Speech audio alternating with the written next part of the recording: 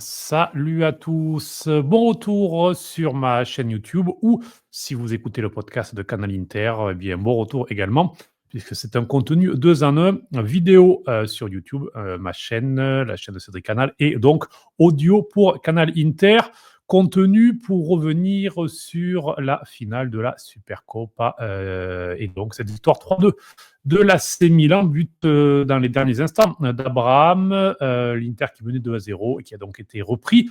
Succès plutôt mérité, on va dire, pour l'AC Milan, pour le contenu et surtout pour la réaction, puisque lorsque tu es mené 2-0, ils auraient pu couler, surtout que c'est une équipe qui vient de changer d'entraîneur, qui vit une saison difficile. Mentalement, ils ont eu les ressources pour continuer à jouer. La très bonne entrée de Leao, Pulisic aussi qui a fait un très très gros match, c'est le joueur qui a le plus couru, quasiment 12 km aujourd'hui pour lui, et il est encore impliqué sur les actions décisives, aussi bien le but du 2-2 que sur la relance du 3-2, donc très très très gros match de sa part. Mais bon, on n'est pas là pour parler de l'AC Milan, on va plus parler de l'Inter avec une défaite, l'Inter qui restait sur 3 succès de rang en Supercoupe d'Italie depuis que Simone Inzaghi était l'entraîneur. Depuis que Simone Inzaghi est l'entraîneur de l'Inter, eh bien, à chaque fois, il y a eu victoire en Supercoupe.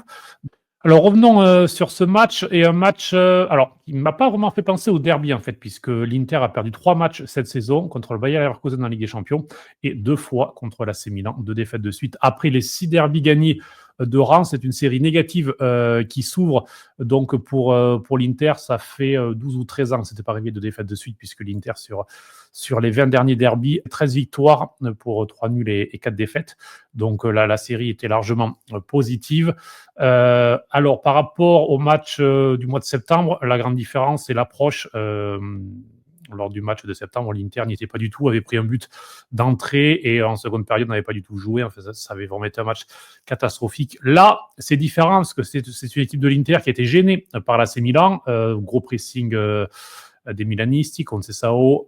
On le connaît, on avait vu ce qu'il avait fait à Porto d'ailleurs. Il avait beaucoup gêné aussi l'Inter en Ligue des Champions lors de la campagne 2022-2023. Et l'Inter qui avait battu difficilement en huitième de finale Porto. En fait, du parcours jusqu'à la finale, ça avait été la double confrontation la plus difficile, celle contre Porto par rapport à celle successive contre le Benfica et contre l'AC Milan. Donc, on sait que Conceição est un entraîneur qui met beaucoup d'intensité et dans la transition rapide cherche les joueurs offensifs. Donc, même si on ne connaissait pas beaucoup son Milan encore, puisqu'il n'avait eu qu'un seul match avant celui-ci contre la Juve, et déjà, il y avait une remontée puisque la Juventus menait 1-0 et Milan, avec un penalty et un but contre son camp de Gatti, avait réussi à renverser la rencontre. Ce soir, donc pas mal de difficultés, et pourtant l'Inter a mis 2 coups de massue aux 2 moments parfaits, juste avant la mi-temps, dernière action, cette touche, et Lautaro qui marque sur un beau service de Taremi, Lautaro qui se débloque, Lautaro qui marque son 9e but dans un derby. Donc tout ça, on pensait, voilà, l'Inter, même sans briller, va s'en sortir. Début de seconde période, le beau lancement de Vrij pour Taremi qui marque, et lui aussi qui se débloque, lui qui n'avait pas marqué dans le jeu encore sous le maillot de l'Inter, qui n'avait mis qu'un seul penalty contre l'Étoile Rouge de Belgrade. Donc tout ça réuni, on commençait à se dire, qu'est-ce qui peut arriver à l'Inter? Qu'est-ce qui peut arriver à l'Inter? C'est de retomber un petit peu dans ces travers, et des travers qu'on avait vus notamment contre la Juve. Moi, ça m'a plus rappelé ce match-là, en fait, quand l'Inter mène 4-2, quand l'Inter a des occasions de 5-2. Alors ce soir, il y a eu des opportunités de 3-0 puis de 3-1, mais pas aussi grosses que contre la Juve, où vraiment ça peut faire 5-2, 6-2. Enfin, il y a vraiment eu des opportunités énormes. Là, cette fois-ci, moins brillant. Il faut aussi dire que Thuram n'était pas là blessé. Bon, Taremi, il a très bien remplacé. Çalhanoğlu se blesse à la demi-heure de jeu. Christian Asllani, on va revenir sur toi, mais dans un second temps. Donc c'est vrai que c'est une équipe de l'Inter affaiblie. Il faut rappeler aussi que en défense, Acerbi et Pavard sont portés disparus depuis plusieurs semaines. Et chaque semaine, on ajoute une semaine de disponibilité. Donc on espère les revoir contre Venise ce dimanche en championnat, mais on ne sait pas. Ils sont restés à Milan pendant la Supercoupe là pour travailler. Donc voilà, il y a un petit peu tout ça. Donc une équipe certes qui n'était pas brillante ce soir, mais une équipe qui a été complètement dévastée par l'entrée aussi de Rafael Leao, alors que Rafael Leao, on le connaît depuis des années. C'est pareil, c'est pas une surprise. Donc si Conceição peut être une semi-surprise, Leao, c'est pas une surprise. Pulisic, c'est pas une surprise. Donc c'est assez impardonnable. du coup, d'en arriver là, de ne pas gérer. À 2-1, on a vu l'équipe vraiment un petit peu trembler. À 2-2, bizarrement, ça reprend un petit peu d'envie. Il y a des occasions de 3-2 avec Fratesi et Dumfries. On a l'impression en fait que l'AC Milan peut-être gère et attend les tirs au but. Et limite, l'Inter se fait endormir et se prend ce but.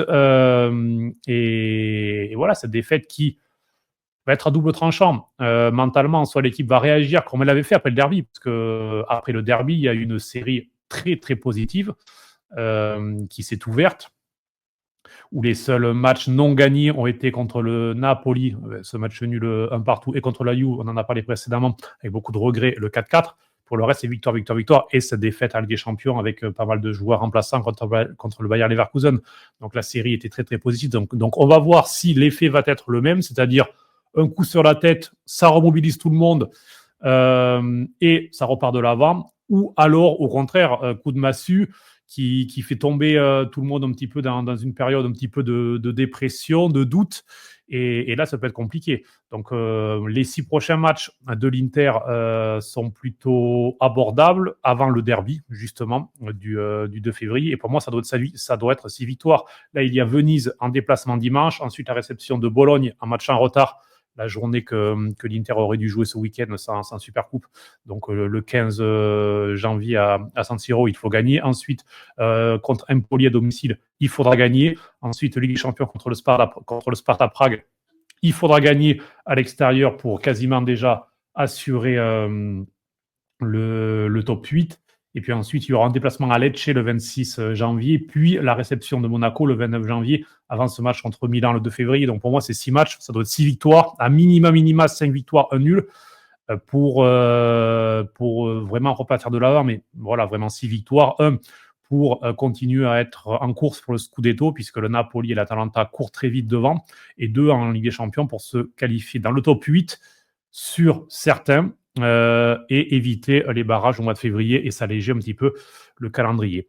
Alors, les notes de ce match pour terminer, les notes pour Canal Inter, vous les voyez. Je pense que j'ai été généreux avec le 4 pour Christian Aslani. On va ouvrir un petit dossier sur l'Albanais. Alors, il est remplaçant, donc on pourrait dire on ne va pas tomber sur les remplaçants, on peut tomber sur les titulaires, sauf qu'il est rentré à la 30e minute, sauf qu'il est à l'Inter pour une 3e saison, et qu'en fait, il ne progresse pas. J'ai même l'impression qu'il régresse, que balle au pied, il joue toujours derrière ou latéralement, il ne prend aucun risque. Qu'en phase défensive, il fait des erreurs catastrophiques. Là, sur le 3e but, il laisse partir Léao, il n'anticipe pas du tout sa course, il se fait bouffer. Oui, Léao court vite, mais lui n'anticipe pas du tout. Très très mauvaise couverture. Ça m'a rappelé l'action à la 88e minute lors du derby. On va revenir au derby de Milan, où pareil, il fait signe à ses coéquipiers d'aller prendre le joueur au lieu de faire l'effort lui défensivement. Du coup, Di Marco est en retard puisque le joueur était pour Aslani, fait faute, coup franc tiré, tête de Gabi à 2-1. Ce match-là, l'Inter doit le perdre 99 fois sur 100, mais c'était la fois où tu pouvais au moins prendre le match nul. Donc, il fait des erreurs grosses dans des matchs qui comptent. Dans les matchs moyens, je me souviens à Monza, par exemple, aucune influence positive, même plutôt négative. Donc, qu'il joue avec les titulaires ou qu'il joue avec une équipe mixte, Christian Aslani n'ose pas son niveau. Et surtout, il y a un gap beaucoup trop important par rapport à Calhanoglu. Donc, soit c'est mettre Zielinski dans ce poste-là, même si on a vu que contre la Juve, en phase défensive, Zielinski, c'est compliqué, puisqu'il coûte les 2 premiers buts par lui aussi ses erreurs en phase défensive. Ou alors, Inzaghi doit inventer autre chose. Une autre façon de jouer au foot, parce qu'on peut jouer au foot sans Calhanoglu, on peut jouer au foot sans Marcus Thuram, on peut jouer au foot sans Francesco Acerbi, on peut jouer au foot sans Benjamin Pavard. Les 4 réunis, c'est vrai que ça fait beaucoup, puisque c'est quand même 4 des 11 titulaires. On a vu Bissek ce soir encore souffrir, comme on l'avait vu souffrir contre la Juve lorsqu'il était entré face à Yildiz. Donc Bissek fait une très bonne saison, mais c'est pas encore un joueur confirmé. C'est un joueur en progression, et donc pour les gros matchs, parfois, il peut encore lui manquer des petites choses. Donc voilà, c'est vrai que l'Inter a un effectif assez ample, mais il y a des postes où les doublures ne sont pas à la hauteur, très clairement. Et Aslani, maintenant, pour moi, enfin voilà, c'est terminé. Ça fait 2 ans et demi maintenant ça fait trop longtemps qu'on l'attend. Peut-être qu'il peut faire une mezzala correcte, voilà, mais en legista, non, maintenant c'est terminé. Comme je disais, Zielinski, le problème quand on met Barella ce rôle-là, c'est qu'on enlève des qualités de Nicolo Barella qui sont très très importantes au milieu de terrain dans une phase un peu plus offensive.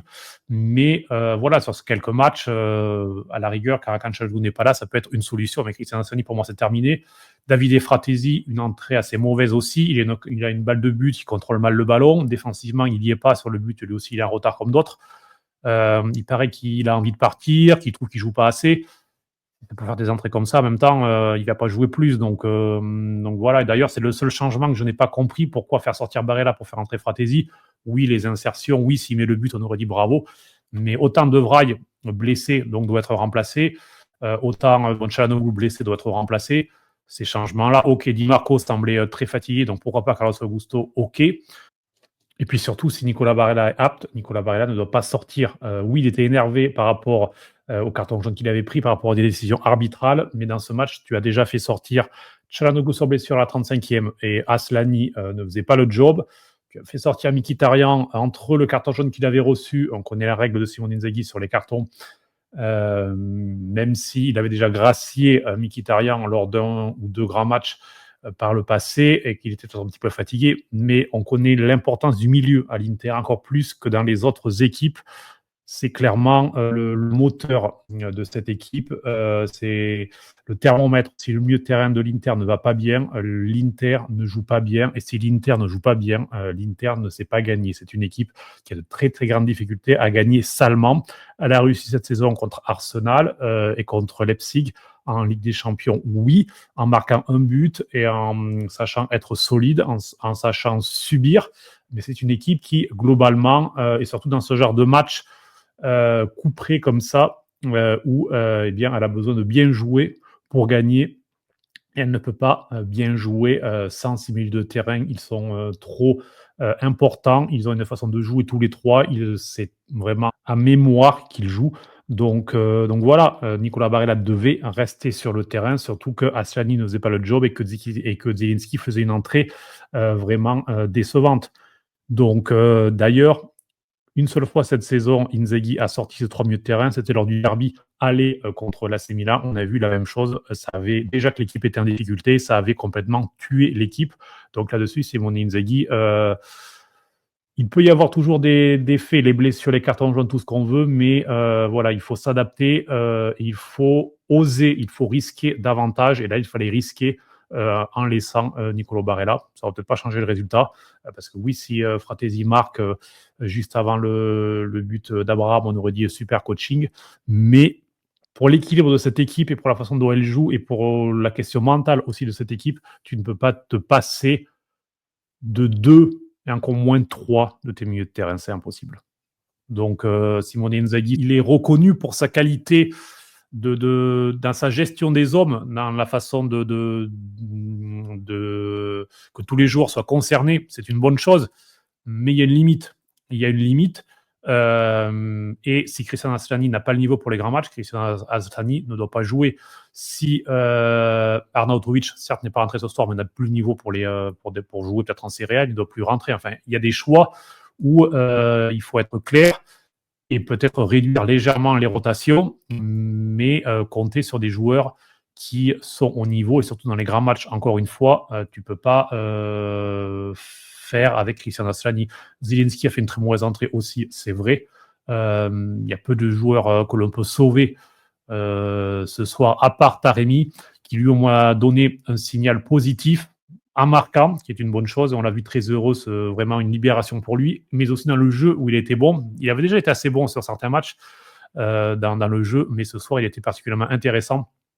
Donc, s'il y a un point positif ce soir, allez, Mehdi Taremi, c'est déjà une bonne chose, puisque Correa, a priori, c'est de nouveau fait mal.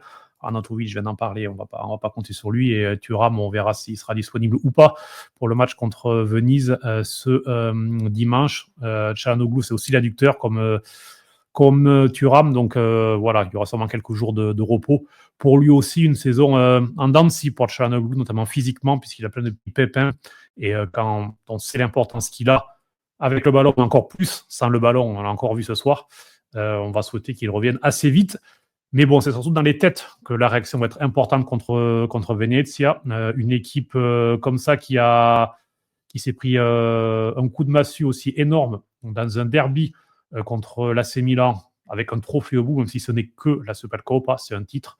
Donc, doit réagir et de façon claire, nette et précise contre Venezia, sans calculer. Donc, voilà, on attend la réponse et on verra ce que ça donnera. C'est terminé pour cette vidéo. N'hésitez pas à vous abonner sur ma chaîne YouTube. N'hésitez pas à suivre également Canal Inter pour nos podcasts. Et on se retrouve très, très prochainement. Ciao, ciao.